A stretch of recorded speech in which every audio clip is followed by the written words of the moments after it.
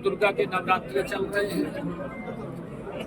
मैं प्रदेशवासियों को रामनवमी की बहुत बहुत बधाई और शुभकामनाएं देता हूँ। ये हमारे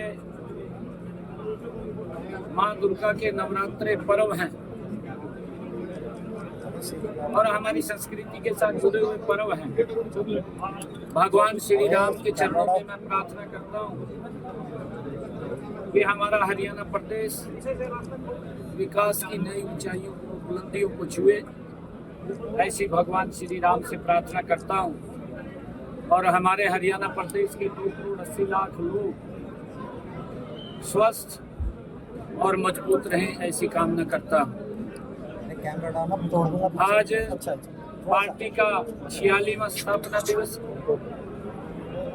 मैं पार्टी के स्थापना दिवस पर हरियाणा प्रदेश के कोटि कोटि कार्यकर्ता को बहुत बहुत बधाई और शुभकामनाएं देता हूं। आज इस अवसर के ऊपर हरियाणा प्रदेश के 2 करोड़ 80 लाख लोगों को भी मैं भारतीय जनता पार्टी के स्थापना दिवस पर बहुत बहुत बधाई देता हूं। आदरणीय नरेंद्र मोदी जी के नेतृत्व में ये भारत गति से आगे बढ़ रहा है और हमारे अटल बिहारी वाजपेयी जी ने जब 6 अप्रैल 1980 को पार्टी की स्थापना हुई, अटल बिहारी वाजपेयी जी इसके प्रथम अध्यक्ष बने। जनसंघ के बाद जब भारतीय जनता पार्टी के रूप में पार्टी का गठन हुआ, अटल बिहारी वाजपेयी जी प्रथम अध्यक्ष बने और उन्होंने जो संघर्ष किया, कोटि कोटि कार्यकर्ताओं की जो तपस्या थी, आज उसका परिणाम है कि भारतीय जनता पार्टी एक वट के वृक्ष के रूप में देश के लोगों को छांव देने का काम कर रही है। ये अटल बिहारी वाजपेयी जी ने जब एनडीए का भी गठन किया, अपने सभी एनडीए के सहयोगियों को साथ लेकर के भारतीय जनता पार्टी देश को नई बुलंदियों के ऊपर ले जाने का काम कर रही है, आदरणीय नरेंद्र मोदी जी के नेतृत्व में। आज पंचकुला में पार्टी के स्थापना दिवस के अवसर पर हमने यहाँ पर जो हमारा अटल मार्ग है, अटल मार्ग और उसके साथ ही अटल पार्क, जिसमें अटल बिहारी वाजपेयी जी की समृद्धियों जो यहाँ पर देखने के लिए आएंगे, उनको उनके जीवन के बारे में, उन्होंने जो जो संघर्ष किए हैं वो यहाँ पर देखने को और उसको जानने को मौका मिलेगा। अटल जी की बड़ी प्रतिमा यहाँ पर लगेगी, उसका शिलान्यास हुआ है। अटल पार्क और प्रतिमा और भारतीय जनता पार्टी कार्यालय पंचकमल के बीच में अटल चौक, उसका भी शिलान्यास हुआ है। आज मुझे गर्व है कि आज अटल सभागार का भी उद्घाटन हुआ है।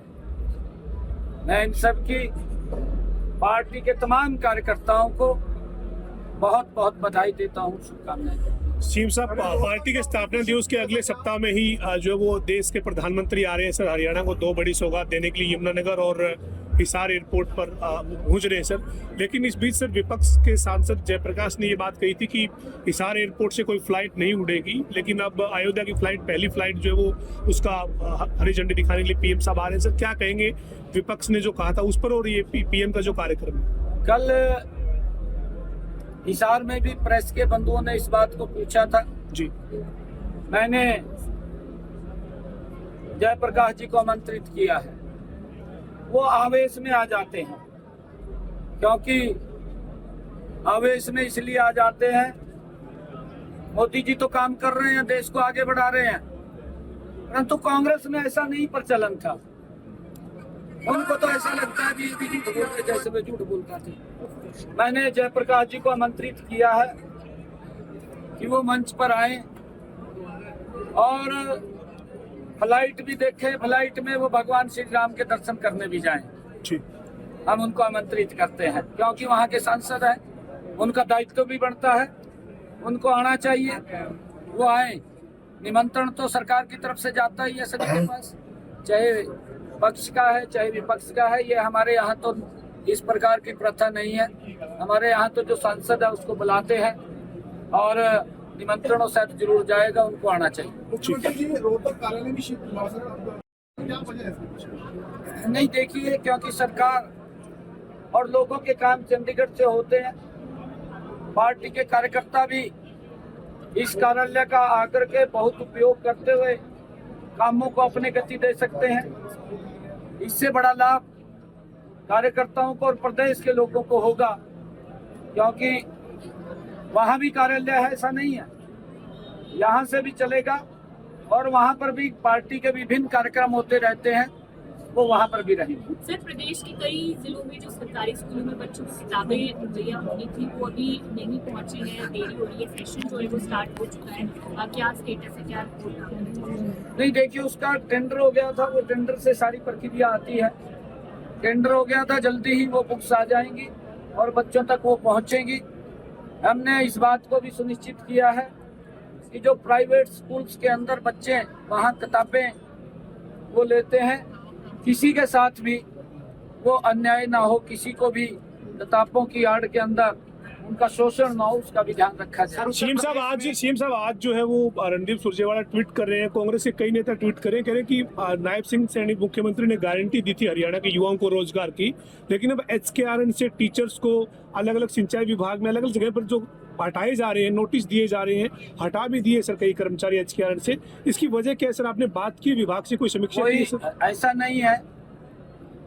रणदीप सुरजेवाला कल भी मैं देख रहा था, वो ट्वीट पे ट्वीट करी जा रहे हैं जी। हमने ये कहा था, वो कल एक वीडियो भी मेरी दिखा रहा था जी। कहा जी पत्थर पे लकीर है, भाई पत्थर पे लकीर आज भी है जी। आज भी पत्थर पे लकीर है। एक भी बच्चा कोई जिसको हमने सुरक्षित किया है, 1,20,000 जिनका कार्यकाल 5 साल पूरा हो गया था, ऐसे युवाओं को हमने सुरक्षित किया है, किसी को भी नहीं हटाया जा रहा। ये तो खाली गुमराह करने का काम कर रहे हैं। क्या कारण है, कौन से विभाग में क्या हुआ है, वो जांच का विषय, वो देख करके उसको जांच। सर, उत्तर प्रदेश में वक्फ की संपत्तियों की जांच मुख्यमंत्री ने वहां पे दे दी, आप लोग भी चेक कराएंगे यहाँ पर कितनी ऐसी संपत्तियां जो कब्जे में है जिसको लेकर सरकार सजग है? नहीं, मैंने तो विधानसभा के अंदर घोषणा की थी, आप लोगों ने सुना होगा, और कमेटी भी बन गई। मैंने उस कमेटी का भी जिक्र किया था कि हमारे कमिश्नर रोहतक के नेतृत्व के अंदर कमिश्नर करनाल एक कमेटी हमने बनाई है और उस कमेटी वो जांच करेगी, क्योंकि जो वक्फ बिल आया है वो मुस्लिम समाज के हित में है, वक्फ के हित के अंदर है, परंतु कांग्रेस को पीड़ा हो रही है। कांग्रेस की दाल रोटी बंद हो गई है, अब उनको तो लगने लगा भाई ये सारे काम मोदी जी ठीक कर रहे हैं। जो गलतियां कांग्रेस सरकार अपने वोट बैंक को सुरक्षित करने के लिए करती थी, मोदी जी उन सब गलतियों को कांग्रेस की सुधार रहे हैं।